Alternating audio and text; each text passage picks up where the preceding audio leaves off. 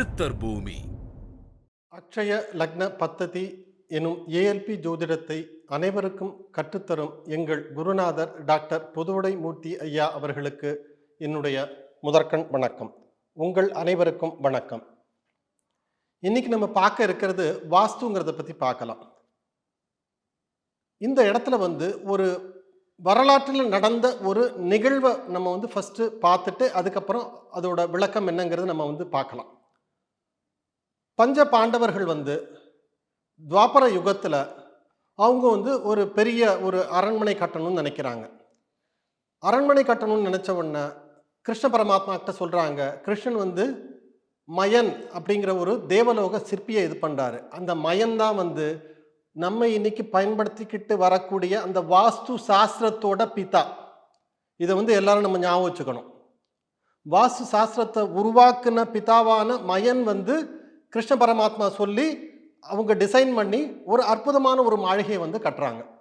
சரி, வாஸ்து பர்ஃபெக்டாக இருக்கு. கட்டி முடிச்சு இவங்களும் அங்கே பஞ்ச பாண்டவர்கள் அவங்க குடும்பத்தோடு அங்கே குடியேறிட்டாங்க. அங்கே பர்மனண்ட்டாக இருந்தாங்களா? இல்லை.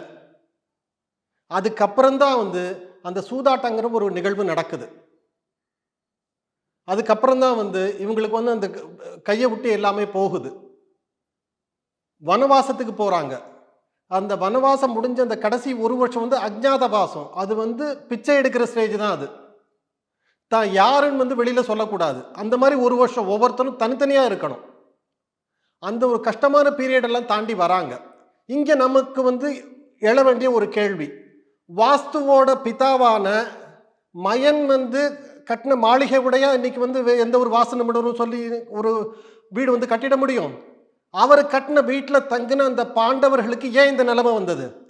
அங்கே தான் அக்ஷய லக்ன பத்ததி ஜோதிடத்தை உருவாக்கக்கூடிய டாக்டர் புதுவுடை மூர்த்தி ஐயா அவர்களோட ஒரு அற்புதமான ஒரு ஆய்வு அங்கே வருது.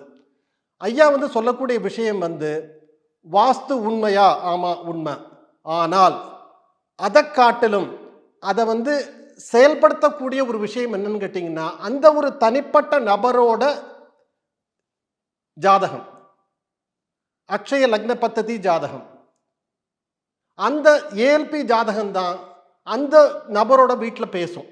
வாஸ்து எவ்வளவு பர்ஃபெக்டாக இருந்தாலும் அந்த தனிப்பட்ட நபரோட ஜாதக அமைப்புக்கு அதில் இருக்கக்கூடிய ப்ளஸ்ஸு மைனஸுக்கு தகுந்த மாதிரி தான் அந்த வீடு அமையும். அதுக்கு தகுந்த மாதிரி தான் அந்த நபரோட வாழ்க்கையில் வெற்றியோ தோல்வியோ அமையும். அதனால நம்ம இப்போ எல்லாருமே என்ன பண்ணிட்டு இருக்கோம்னா, ஒரு பிரச்சனைன்னு ஒன்று வந்தால் அந்த பிரச்சனையோட மேம்போக்காக பார்க்கறது. ஆனால் அந்த பிரச்சனையோட மூல காரணம் என்னன்னு தெரிஞ்சு அதை நம்ம சால்வ் பண்ணணும். அப்போ சால்வ் ஆகும்போது அந்த வாஸ்து சம்மந்தப்பட்ட விஷயங்களும் சால்வ் ஆகும். எப்படி சால்வ் பண்ணுறது? அதுக்கு ஃபஸ்ட்டு ஒவ்வொரு குடும்பத்தில் இருக்கக்கூடிய அட்லீஸ்ட் ஒருத்தருக்காவது ஏஎல்பி ஜோதிடம் தெரிஞ்சிருக்கணும். அப்படி தெரியும் போது அதில் தன்னோட வாழ்க்கையில் தான் சந்திக்கக்கூடிய எல்லா பிரச்சனைகளை பற்றியும் என்ன பண்ணணும், ஏன் இந்த மாதிரி நடக்குது, அதுக்குண்டான கணக்குகள், தான் என்ன பண்ணணும் பண்ணக்கூடாது, அது வாஸ்துவையும் சேர்த்து தான் சொல்கிறேன். அந்த ஒரு புரிதல் நம்ம எல்லாருக்கும் கிடைக்குது. அதனால வாஸ்துங்கிறது ஜஸ்ட் ஒரு இந்த பக்கம் இருக்கிறத இடித்து வைக்கிறதோ, இந்த பக்கம் இருக்க ரூமை மாற்றுறதோ, இல்லை அதில் பலவிதமான பொருட்களை கொண்டு நிரப்புறதோ அந்த மாதிரி கிடையாது. ஐயா இதில் ஒரு லட்சக்கணக்கான ஜாதகங்களை ஆய்வு பண்ணி அக்ஷய வாஸ்துனே ஒரு இதை ஒரு உருவாக்கியிருக்காரு, ஒரு பாடத்திட்டத்தை உருவாக்கியிருக்காரு. அந்த அக்ஷய வாஸ்து அடிப்படை என்னன்னு கேட்டிங்கன்னா, ஒருத்தரோட அந்த ஏஎல்பி ஜோதிட அமைப்புன்னு சொல்லக்கூடிய அந்த ஜாதக அமைப்பு தான் அதுக்கு ஒரு முக்கிய காரணம். அதனால நம்ம இங்கே புரிஞ்சிக்கக்கூடியது என்னன்னு கேட்டிங்கன்னா, எந்த ஒரு பிரச்சனைக்கும் அந்த பிரச்சனையோட ஆணிவேருக்கு நம்ம போயிடணும். அந்த இதுக்கு ஒரு உதாரணமாக தான் இந்த நிகழ்வை சொன்னது.